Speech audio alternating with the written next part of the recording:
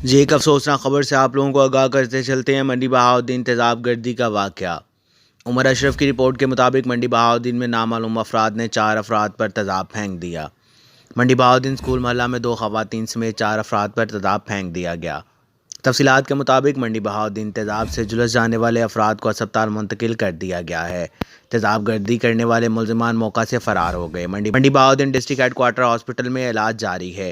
मंडी बहाउद्दीन मुलजिमान ने घर में घुसकर तेज़ाब फेंका। रिपोर्ट के मुताबिक तेज़ाब से यास्मीन गुल नाज समेत 2 मर्द झुलस के रह गए। वाक़े की मज़ीद तफ्तीश जारी है। सबका भाई 7 भाई हम 3 बहनें हैं। वो थोड़ा प्रॉपर्टी का मसला है, हमारा स्टे हुआ है मकान का। ये गुंडागर्दी करना है थे दूसरे भाई हमारे साथ।